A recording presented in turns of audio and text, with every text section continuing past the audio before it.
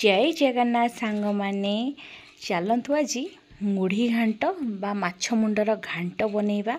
देखंतु केते सुंदर देखा जाउची। तो चलतु स्टार्ट करिबा रेसिपी। प्रथमे माछ को भल भाबरे भाजी नै कि मु रखि देइची, माने लूण हळदी गोळेकी।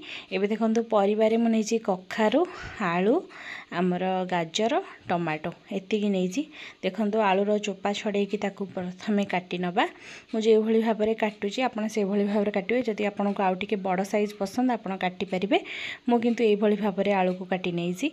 एबे हमें गाजर को मध्य सेमती काटी नबा। टिके बेसी बड़ करिबेनी ना बेसी छोट करवानी, जमती काटिवा कथा काटिवा मीडियम साइज रो। एबे देखंतु मु गाजर को चोपा छड़े ने कि गाजर को मध्य काटी नेबी।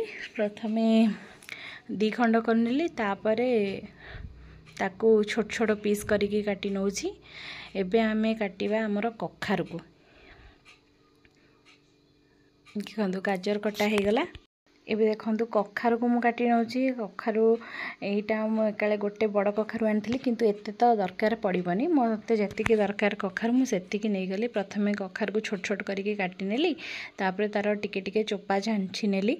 जेहेतु टिके टिके हळदिया पड़ी जायथला, जदि टिके नेली चोपा थांता ताले मु काटी न थांदी बेसी। जेहेतु हळदिया पड़ी जायथला मु टिके कखारु को काटी नेली, तार चोपा झांछि नेली। तापरे ताको छोट छोट पीस करिकी काटी नेबी, जेमती मते दरकार तरकारी पई। एबे चलंतु आमे बसेबा प्रेशर कुकर। माने परिबा हमर सब रेडी हे गला।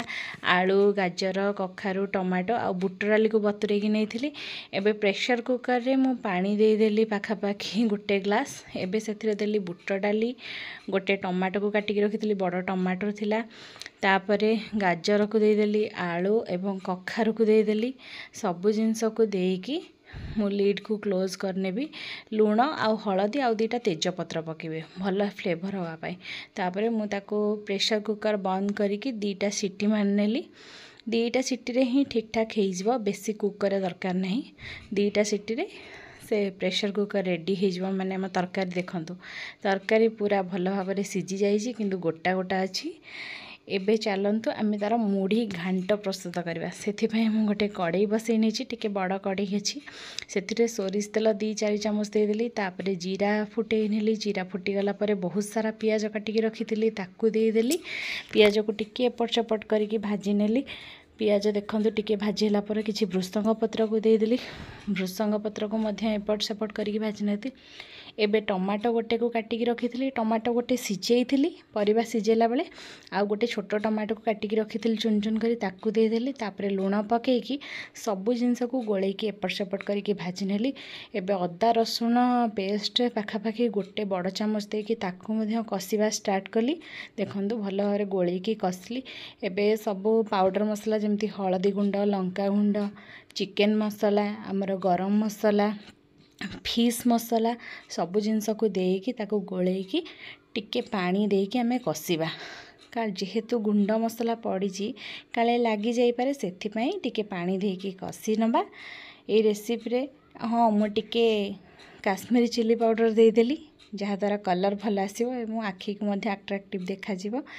एबे घोड़ेइकी कसिबा। जदि आजिर ही रेसिपी आपण मानको भल लागे तेबे लाइक शेयर कमेंट करिया को जम्मा भी भूलिबेनी एवं चैनल रे नुआ थिले चैनल को सब्सक्राइब कर देबे। एबे देखंतु मसला टिके कसी हला परे मु लंका फाळ फाळ करिके काटिकी रखिथिली कंचा लंका, ताकू देकी मध्य कसली। एबे जो माछ मुंड, लांज आ 2-4टा पीस को भांगी की रखिथिली, ताकू सेइथिरे दे देली। मसला को भलरे माछ मुंड सहित गोळेई नवा, जेमती सब जिंस भलरे मसला सहित मिसी जिवो। एबे जो सिझेइकी रखिथिले परिबा और डाली को ताकू दे देली। ताकू मध्य गोळेइकी एपट सेपट करिकी भल भाबरे मिसेई नबा।